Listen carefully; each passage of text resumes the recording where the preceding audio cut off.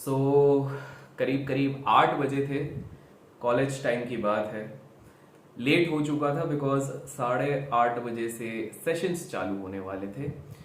बच्चे इधर उधर भाग रहे थे। जब मैं खिड़की से झांक के देख रहा था वो लोग तो पहले उठ गए थे, बट पिछली रात को थोड़ा लेट सोए थे बिकॉज प्रोजेक्ट का काम था, असाइनमेंट्स का काम था, जिसके कारण सही से सो भी नहीं पाए थे। शायद सोते सोते 2-3 बज गए थे एंड जैसी तैसी नींद खुली। फटाफट ब्रश किया एंड नहाने का मन नहीं कर रहा था। तो राज की बात यह है कि उस दिन नहाए नहीं थे बिकॉज लेट भी हो रहे थे कॉलेज के लिए। थोड़ा बहुत नाश्ता भी करना था ताकि भूख ना लगे। बच्चे सारे भाग दौड़ कर रहे थे क्लास के लिए, लेकिन मेरा एजेंडा, मेरा माइंड यही था 9:30 बजे की तरफ। 9:30 बजे इसलिए बिकॉज वो समय था जब हमारे कॉलेज की लाइब्रेरी और कंप्यूटर लैब खुलते थे। और ऐसा नहीं कि मैं लाइब्रेरी में जाके किताबें पढ़ना चाहता था। रीज़न ये था कि पूरे कॉलेज प्रमाइस में इस समय जो सबसे बढ़िया इंटरनेट का वो तार वाला जो लैन या वैन जो भी बोलते हैं, टेक्निकली मेरे को नहीं पता, बट वो जो कनेक्शन था वो सबसे फास्ट बस वहीं पे था, वहीं केवल उसी जगह पे था। और मेरी लाइब्रेरियन मैडम को भी पता था कि ये बच्चा इधर आता है, कुछ क्लास बंक करता है, इधर आता है कंप्यूटर पे बैठता है, कुछ लाल हरा रंग का कुछ देखता है, कुछ अपना टक टक करता है, स्टॉक मार्केट का कुछ करता है और 2-4 घंटे करके चले जाता है। सो मुझे तो उस बात की एक्साइटमेंट थी। पहला क्लास अटेंड किया, करते ही फटाफट भागा। पहला भी इसलिए अटेंड किया बिकॉज पहला वाला क्लास बिजनेस रिलेटेड था और मुझे उस पर क्यूरियोसिटी थी, इंटरेस्ट था और हमारी फैकल्टी अच्छी थी। उसके बाद मैं निकल जाता था और मेरे क्लास में बहुत सारे लोगों को ये चीज़ पता थी। अब मुद्दे की बात यह है कि मेरे एक्साइटमेंट का एक और रीज़न था। एक और रीज़न ये था कि ये वो समय था, जी हाँ, ये वो समय था जब मैं दिन का 8, 10, 12 एटलीस्ट 6,000 रुपए बना लेता था उस समय पे दिन का। और ये मैं तब की बात कर रहा हूं जब जियो जैसी चीज आई नहीं थी, इंटरनेट का एक्सेस इतना भी आसान नहीं था। एंड उस समय पे शायद स्टॉक मार्केट का पेनिट्रेशन, ये तो 2020 से बहुत ज्यादा क्रेज बढ़ा, उस समय पे उतना भी नहीं था। तो ये उस समय की बात हो रही है। तो वाईफाई आ गया था, मैं ये नहीं कहूंगा वाईफाई नहीं आया था, बट एक्सेसिबिलिटी उतनी अच्छी नहीं थी जितना आज हमें मिलता है। तो एक्साइटमेंट में गया हूँ, पैसे बन रहे हैं और बहुत ही तगड़ा बन रहा है। अब मैं एग्जैक्टली करता क्या था कि जैसे मान लीजिए आज मैंने ट्रेड किया, आज मैंने निवेश किया, मान लीजिए आज के दिन 8-10 हजार रुपए बन गए। इस समय पे, ये मैं तब की बात कर रहा हूं जब आपको ओवरनाइट होल्ड करने के लिए फ्यूचर्स जो होते थे वो केवल 15 से 20 हजार, 15 to 20,000 में आप ओवरनाइट फ्यूचर्स होल्ड कर सकते थे। तो मेरे हिसाब से यार 15 to 20,000 में अगर आप फ्यूचर्स होल्ड कर सकते हो मतलब बहुत बड़ी बात हो जाती है। सो मैं एग्जैक्टली क्या करता था कि जो मेरा मुनाफा बन गया, so let's take an example, आज 10,000 बन गया, कल 10,000 बन गया, तो बेसिकली मेरे पास 20,000 रुपीज का एक्स्ट्रा बफर बन गया। पोजीशन साइजिंग जाए भाड़ में, रिस्क मैनेजमेंट जाए भाड़ में, मैं वो पूरे 20,000 पे एक और लॉट आएगा, मैं उसको भी बाय करूंगा अगले दिन। मैं आपको बता दूं इस समय पे जो हमारे स्टैंडर्ड ब्रोकर्स तक भी थे, थोड़े जुगाड़ पानी अगर की जाए तो करीब करीब 40x तक का मार्जिन तक दे देते थे। अर्थात एक सिंपल तरीके से बताऊं, आपके अकाउंट में 10,000 रुपीज है तो आपको 40 टाइम्स मतलब 4 लाख रुपीज तक का आप ट्रेड कर लो, इतनी कैपेसिटी थी। दूसरी चीज ये थी कि वोलैटिलिटी की अगर मैं बात करूं तो स्टॉक मूव्स आपको बहुत अच्छे देते थे। मूव्स इन द सेंस कि आपको कुछ ऐसे स्टॉक्स थे, जैसे कि मैं बात करता हूं फ्यूचर्स में एडीएजी के स्टॉक्स रहते थे, रिलायंस इंफ्रा था, रिलायंस कैपिटल था, ये सारे एडीएजी के स्टॉक्स बोलते थे। और रिलायंस इंफ्रा बहुत ही तगड़ा चलता था। एचडीआईएल करके एक स्टॉक हुआ करता था। ये कुछ ऐसे स्टॉक्स थे। इवन वर्कहार्ट फार्मा फ्यूचर्स में था, ये मेरे कुछ फेवरेट थे। इवन जयप्रकाश ग्रुप जब एफएनओ में था और ये डबल या ट्रिपल डिजिट्स पे चलता था, मैं तो इस पे ट्रिपल डिजिट पे भी ट्रेड किया, डबल डिजिट पे भी किया है। उसके नीचे जब आने लग गया वो 30-40 के नीचे, तब मैंने बंद किया बिकॉज आज भी मुझे याद है इसका लॉट साइज करीब 65 या 66,000 का एक लॉट हो गया था। मतलब एक 50 पैसे का डिफरेंस भी एक लॉट पे बहुत दिल धक धक कर देता था। तो ये उस समय की बात है। अब पैसे तो अच्छे बन रहे थे उस समय पे, ठीक है। और एक अलग से क्या होता है कि जब आप एक यंग माइंड पे पैसे बहुत तगड़े बनाने लग जाते हो तो एक चीज आपके अंदर आती है घमंड। घमंड से ज्यादा होता है एक मिस कैलकुलेशन। तो मेरा एक कैलकुलेशन ऐसा हो गया था कि मैंने एक रफ मैथ्स कर ली थी कि based on what I am earning मैं साल भर का कुछ नहीं तो एटलीस्ट 20-25 लाख निकाल लूंगा, जो कि बहुत बड़ा amount considering a college graduate at that time था। थोड़ा कंटेक्स्ट के हिसाब से बताऊं तो उस समय पे जो हाईएस्ट पैकेजेस ओवरऑल कंट्री में किसी भी प्रीमियर बी स्कूल के थ्रू एमबीए करने वाले को भी मिलता था, वो करीब करीब एग्जीक्यूटिव एमबीए करके होते हैं, जिसमें कि लोगों को 3-5 साल का एक्सपीरियंस होता, अनुभव होता। तो उन लोगों को मिलता था वो जो 3-5 साल 10 साल का अनुभव रहता था, वो जब एग्जीक्यूटिव एमबीए करते तो हाईएस्ट कुछ 30-35 लाख का सीटीसी कॉस्ट टू कंपनी लगता था। तो उस समय पे अगर एज अ फ्रेशर 20-25 का मैं एक रफ एस्टिमेट लगाता हूं तो मेरे लिए तो बहुत बढ़िया था। तो जॉब नहीं करनी है कि माइंडसेट बना लिया था, कुछ नहीं करना, बिजनेस कुछ नहीं। बिजनेस में थोड़ा बहुत इंटरेस्ट था, बट वो था कि थोड़ा ज्यादा कमा लेंगे, ट्रेडिंग से फिर करेंगे। तो माइंड से मैंने ये सारी चीजें हटा दी कि अब तो ट्रेडिंग करना, अब तो पैसा ही बनाएंगे, पैसा ही पैसा। आपको और एक चीज बता दूं कि प्राइस एक्शन हर कोई करता है, लेकिन प्राइस एक्शन का जो मेन क्रेज भारत में, इंडिया में, because I have seen those market this thing, वो 2015 के बाद ज्यादा है। उसके पहले एडमिट और नॉट लोग इंडिकेटर पे ही ज्यादा डिपेंडेंट रहते थे। इसलिए अगर आप अभी जाके अश्विनी गुजराल साहब की किताबें देखते हो, या आप किसी भी उस जॉनर के किसी व्यक्ति का जब किताब उठा के देखते हो, इनफैक्ट आप टेक्निकल एनालिसिस की, मर्फी या किसी की भी किताब थोड़ी उठाते हो, तो आपको अंश दिखेंगे इंडिकेटर्स के, specifically RSI, moving average, stochastic, Bollinger bands, इसके बारे में। सुपर ट्रेंड के बारे में ज्यादा बात नहीं करेंगे because that was an evolution, but इसकी जरूर बात करते हैं। तो हम भी इंडिकेटर बेस्ड ही करते थे, थोड़ा आरएसआई का इस्तेमाल करते थे, थोड़ा मूविंग एवरेज, और चार्टिंग सॉफ्टवेयर इतना वो नहीं था तब। तो ट्रेडिंग व्यू के बारे में भी नहीं पता था, हो सकता है वो एग्जिस्ट करता था बट पता नहीं था। आज के समय पे आप सब लकी हैं कि आपको इतनी सारी चीजें ऑनलाइन होने के कारण मिल जाती है। उस समय थोड़ा डिफिकल्ट हुआ करता था, बट ऐसा पूरा सीन था। तो अब थोड़ा बताता हूँ उस दिन क्या हुआ था। तो उस दिन कुछ ट्रेड किए, थोड़ा बहुत पैसा बन रहा था, और मैंने कुछ ओपन पोजीशंस छोड़ दिए थे in stock called HDIL, housing development. ये इसमें ना कुछ वो होने लग गए थे, अब थोड़ी कंट्रोवर्सी होने लग गई थी। बेसिकली एक छोटी सी रियल एस्टेट इंफ्रास्ट्रक्चर की कंपनी थी, आज तक इसने बहुत ज्यादा पैसा बनाया नहीं था, बट अचानक से लास्ट 10 साल में ये छोटी सी कंपनी बहुत बड़ी बनने लगी थी, बड़े बड़े प्रोजेक्ट्स मिलने लग गए थे under the government of Congress. Allegations लग रहे थे कि कांग्रेस ने काफी सारी चीजें आसान कर दी, लेकिन इनके प्रैक्टिसेस को बहुत क्वेश्चन किया जाता था इन द सेंस कि ये गुंडे रखते हैं, वसूली करते हैं, बहुत उलट पुलट चीजें करते हैं, ऐसी बहुत सारी चीजें थी।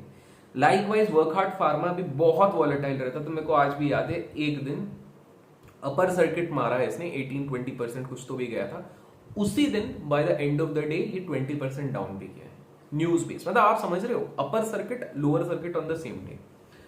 और मैं इस तरह के स्टॉक्स पे ट्रेड करता था। क्यों? बिकॉज देखिए, हम मोमेंटम के खिलाड़ी थे, अभी भी हैं, बट मोमेंटम उस समय पे कैसा रहता था कि अगर आपने सही पकड़ लिया तो आपका पैसा, अगर आप हैवीली लेवरेज्ड हो, तो आप 30-40% x of the capital, 30-40% of the capital एक दो दिन में भी बना सकते थे। That was the kind of move. जिस प्रकार के मूव आज हम बैंक निफ्टी वीकली ऑप्शंस की बात करते हैं, वीकली ऑप्शंस क्या है? वीकली ऑप्शंस को आए हुए 4 या 5 साल हुए। तो जो भी व्यक्ति आपको दिखता है कि इंडेक्स ट्रेडिंग से बहुत बड़े बने, तो आप समझ लीजिए कि उन्होंने 3-4 साल से ही मेजर ट्रेडिंग करी है। इससे पहले वीकली ऑप्शंस का जो पूरा स्टोरी था वो नहीं था, वो मिसिंग था। उस समय पे मैक्सिमम लोग फ्यूचर्स पे करते थे, और मेरा फोटे भी फ्यूचर्स पे बना था। फ्यूचर, और देखिए आज के टाइम पे 1.5-2 लाख आपको मार्जिन रखना पड़ता है, उस टाइम 15x। आज के टाइम पे आपको 4x शायद फ्यूचर पे मिलता है, तब आपको कुछ ब्रोकर 40 तक भी दे देते थे, 30-40 तक दे देते थे। और उस समय पे क्या होता था कि game was more about prediction. आज हम बहुत हार्डकोर एनालिसिस करते, उस समय पे करते थे, बट ज्यादातर गेम हो जाता था प्रिडिक्शन किसका अच्छा है, कौन अच्छे से अनुमान लगा सकता है। सो जॉब नहीं करनी, बिजनेस नहीं करनी। और मेरे को वो सीन याद है, लंच का टाइम है, खाने का मन नहीं कर रहा था, तो बाहर हमारे कॉलेज की गुमटी थी। गुमटी मतलब एक स्मॉल शेड, एक हट टाइप का। एंड बहुत बड़े दिन बाद में उधर गया था। There were a few girls colleagues थे वहां पे, एंड सुट्टा मार रहे थे वो लोग, and one actually came up to me and offered, Abhishek would you like to have an. मैं एक छोटे एरिया से आया हुआ बंदा, अचानक से मुंबई आया हुआ हूँ, वहां पर घुमटी के बाहर एक लड़की मुझे ये ऑफर कर रही है। At that point of time, please don't जज, बट एक छोटी जगह से आने वाला एक लड़के को जब ये पहली बार पता लगता है कि oh my God even girls smoke, तो माइंड ब्लो अप हो जाता है। एंड मैं तो उस समय पे शॉक था कि हैं अच्छा ऐसा भी होता है, अच्छा लड़कियां भी स्मोक करती हैं, मतलब बड़ा वो था। सो आई सेड नहीं नहीं यार, I don't this thing. And उनके लिए ये शॉक था, हैं what you don't, and I am like yes. और उस समय में मेरी आंखें ऐसे भी नहीं रहती थी। To be honest, it's not because of drinking और something, I am cutting down a lot of sleep, which is wrong, I know, but काम के चक्कर में मैं करता हूँ जिसको मैं कम करूंगा। Because when you have to run a few businesses, plus startup देखना है, प्लस ट्रेडिंग करनी है, इन्वेस्टिंग करनी है, कंटेंट बनाना है, ये हो जाता है। But I am pretty sure कि मैं ध्यान दूंगा इस चीज पे। But coming back to the point, ये था, but I declined. Vada pav मैंने लिया, अपना खाया, वड़ा पाव की जो चटनी होती है मस्त लगा के खाया। माइंड में चल रहा था कि जो मैंने ट्रेड लिया है HDIL पे, वो मुझे अच्छा रिटर्न देगा आज, तो आज हो सकता मेरा और थोड़ा पैसा बनेगा। लेकिन जब मैं लौट के आता हूँ 1.5 आवर्स बाद, आप में से कहोगे स्टॉप लॉस नहीं लगा, तो स्टॉप लॉस लगाया था मैंने। स्टॉप लॉस मेरा पर पोजीशन के बेसिस पे केवल 1.5% पे था। प्रॉब्लम बस ये थी कि यार मैंने लॉट्स ना पूरी कैपेसिटी से ले ली थी। मतलब अगर आपके पास समझ के चलो 5 लाख रुपए थे, मैंने पूरे 5 लाख डिप्लॉय करके रखे थे, पूरे, और फुल लेवरेज था। इनफैक्ट 5 लाख अगर होंगे तो आप समझ के चल लो मैंने 20 लाख का पोजीशन विथ लेवरेज उठा लिया होगा। लौट के आता हूं, देखता हूं 30% डाउन, स्टॉप लॉस कट चुका है, 30% डाउन। मिस कैलकुलेशन करी थी मैंने। मैं बहुत ही ओवर कॉन्फिडेंस पे था कि मेरे ट्रेड्स जो बैक टू बैक चल रहे हैं वो आगे भी चलते जाएंगे उसी प्रकार से। थोड़ा निराश हुआ, शॉक हुआ। वड़ा पाव जो खाया था वो ढंग से हजम भी नहीं हुआ था, और ये झटका लग गया था मुझे। Then in a shock state में था। मुझे अभी भी याद है, एक मेरी फ्रेंड थी, जब मैं बाहर निकला हुआ था उस दिन, गुमसुम सा था, एंड पता नहीं कैसे तो भी उसने हिंट पे लगा दिया, ये अभिषेक ऐसा तो नहीं तूने सारे पैसे शेयर बाजार में लगा दी हो, तू लुट गया या समथिंग। बिकॉज वो एक बिजनेस फैमिली से थी, Marwari, and she had seen around कि इस तरह से चीजें होती हैं, लोग बर्बाद हो जाते हैं। मैं बर्बाद तो नहीं हुआ था, नुकसान हो गया था, दुखी था। दुखी इसलिए मेन था कि यार जो मैंने कुछ दिन पहले ही कैलकुलेशन किया था कि अब नौकरी करने की जरूरत नहीं है, बिजनेस करने की जरूरत थी, वो थोड़ा सा टूटा हुआ लगा था। बट हार नहीं माननी, देखो शक्ति है, हार नहीं माननी। लौटे वापस अगले दिन, ट्रेड किया, थोड़ा सा कम है, और 1-2 दिन करा। लेकिन अब माइंडसेट बदल गया था यार मेरा। अब मैं ट्रेड प्रॉफिट के लिए कम, गुस्से से ज्यादा करता था, एग्रेशन से करता था कि मेरा लॉस कैसे हो गया, पहले उसको रिकवर करना है। वो जो मैंने अपने ही प्रॉफिट से चीज खोई है उसको मेरे को ये करना है। और मैंने एक और चीज करी थी कि मेरे पेरेंट्स ने एक फिक्स डिपॉजिट किया था मेरे लिए, जो कि उन्होंने कहा था कि ये जो कॉलेज का ना नेक्स्ट इंस्टॉलमेंट आएगा उसको, ये मैच्योर होगा तब इससे कर देना। बट मैं इतने रिवेंज फोर्स में था और आदत हो गई थी बड़ी क्वांटिटी लेने की, कि मैंने वो एक, आई थिंक सो ज़्यादा का नहीं था, 40,000 का था वो FD या समथिंग लाइक दैट, 40 या 50 का। मैंने उसे ब्रेक करके उसको भी ट्रेड पे लगा दिया, which is wrong, which I can understand in the hand side. और वो भी 3-4 दिन में ब्लो अप कर दिया था। मेरे जो डायरेक्टर के थे, जब ये इंस्टॉलमेंट और इसकी बात हुई तो उन्होंने बार बार बुलाया, भी कैबिन में एक बार बुलाया कि अभिषेक क्या है आपका, ये बचा हुआ है, आप प्लीज इसको पूरा कीजिए। He also promised. मैंने उनको बोला सर ठीक है, घर पे मत बताइएगा, मैं करवाता हूँ इस चीज़ को। मैंने ये चीज़ सोची, मुझे लगता था कि मैं ट्रेड से ये चीज़ कर चुका हूँ, बट स्ट्रेंजली मैं जस्ट उनका कैबिन छोड़ता हूँ, उसी के बाद इन्होंने मेरे घर वालों को फ़ोन लगाया शाम को। मेरे पिताजी बोलते कोई प्रॉब्लम तो नहीं है, क्या हो गया, वो पैसे का क्या है। मैंने कुछ तो भी बहाने कर करके ये कहा कि वो खाने पीने में चले गए या कोई मशीन ले ली या something like that, I can't recall, वो चीज़ करी। एंड थोड़ा ड्रामा हुआ, बट जैसे तैसे पैसे का जुगाड़ करके वो चीज़ पे वे की गई। उस दिन ना मेरे को एक चीज़ समझ में आई यार दोस्त, कि ट्रेडिंग में आपके पास ऐसा समय जरूर आएगा जब आप बैक टू बैक बहुत तगड़ा पैसा कमाओगे। ऐसा समय जरूर आएगा जब आपका पे माइंडसेट पे ना आप ऐसा बना लोगे कि यार अब पैसा बनाना इज नॉट डिफिकल्ट, आप आराम से बना सकते हो, उसमें कोई कोई दोहरी राय नहीं है। बट आपको ये चीज समझनी होगी जो मैंने उस दिन समझा कि अगर मुझे ट्रेडिंग को सस्टेनेबल बनाना है तो मुझे एक डिसेंट कैपिटल साइज बनाना पड़ेगा पहले। क्योंकि अगर मैं डिसेंट कैपिटल साइज नहीं बनाऊंगा तो मैं छोटे कैपिटल को बड़ा बनाने के चक्कर में बहुत ऐरे गहरे रिस्क, बहुत ऐरे गहरे स्ट्रैटेजीज लगाते जाऊंगा, जो कि मैं इधर कर भी रहा था, जिसके चक्कर में मुझे लॉस होने की संभावनाएं भी बढ़ जाती है। मतलब just imagine not looking into position size risk management, because मुझे अब जॉब नहीं करनी है, मेरे को बिजनेस नहीं करना, मेरा जब यही लिविंग सोर्स होगा तो मेरे को 10, 15, 20 लाख तो बनाना पड़ेगा ना भाई, अदरवाइज तो it doesn't make sense to venture into that kind of risk. और उसी चक्कर में मैं बहुत सारी गलतियां कर रहा था। I made up my mind कि यार अभिषेक थोड़ा सीखने पे और ध्यान देते हैं। इट्स नॉट लाइक कि मैंने पूरा कैपिटल उड़ाया था, कैपिटल था विच आई थॉट कि मैं इससे ट्रेड करूंगा। बट देन मैंने ये चीज भी डिसाइड करी कि शायद मुझे कुछ समय प्रोफेशनल एनवायरनमेंट में, चाहे जॉब हो, चाहे बिजनेस हो, चाहे कॉर्पोरेट ट्रेनिंग हो, उस पर निकालना चाहिए, सो दैट मैं अपना एक बेस कैपिटल भी बना सकूं प्लस मार्केट के टच में रह सकूं। और मैंने इसी चक्कर में कुछ समय के लिए प्रोफेशनल एनवायरनमेंट में समय बिताया। दोस्तों ये मेरा एक नया प्रयास है, ऑनेस्ट टॉक्स विद एके, जहां पर कि मैं एके की मन की बात या समथिंग लाइक दैट आप लोगों के साथ आके हर संडे 9:30 बजे आके करने की कोशिश करूंगा। डिपेंड्स इस पे कैसा रिस्पॉन्स रहता है, कैसे लाइक्स रहते हैं, कैसे कमेंट्स रहते हैं। ये बिल्कुल अनकट रहेगा, पूरा रॉ। मतलब यहाँ पे वीडियो चालू करने से बंद करने तक मैं ही रहूंगा, कोई एडिट नहीं, कोई वो नहीं होगा कि 15,000 लाइक, सब्सक्राइब, कुछ नहीं। ये बस मैं अपने दिल की बात शेयर करूंगा based on my trading experience. Because आज जब मैं देखता हूँ कि काफी सारे ऐसे बच्चे हैं, काफी सारे ऐसे मेच्योर्ड लोग भी हैं who are looking for the right guidance, maybe what exactly happened in the past, कौन सी चीजें ने मेरी माइंड को बदला है, तो वो शायद मैं इसके थ्रू बेटर कम्युनिकेट आप लोगों के साथ कर पाऊंगा।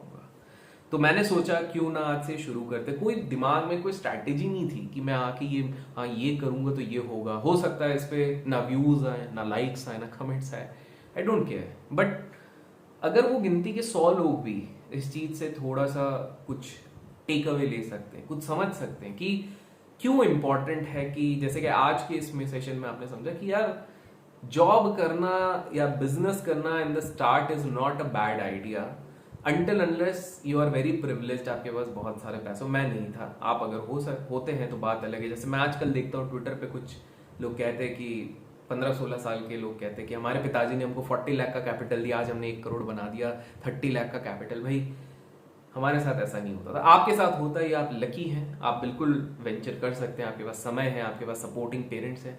हमारे साथ नहीं था। तो मैं सोचता हूँ कि इस इनिशिएटिव से मैं कैंडिड आपके साथ टॉक करूंगा, जितना हो सके दिल खोल के आपसे बात करूंगा, और बदले में आप लोगों को अगर पसंद आए तो आप लाइक कर सकते हैं, नहीं पसंद आए तो बिल्कुल आप कमेंट्स में बता सकते हैं। बट एक्सपेक्ट मत कीजिएगा कि मैं इसको एडिट करूं, मैं इस पर माइक लगाऊं, ये करूं, बिकॉज मैं इसको बिल्कुल रॉ, कैंडिड और कैजुअल रखना चाहता हूं। तो अगर प्रयास पसंद आया होगा तो अपना प्यार जरूर दीजिएगा। मिलते हैं अगले संडे वापस 9:30 बजे। Till then keep learning, keep growing, keep investing and keep trading.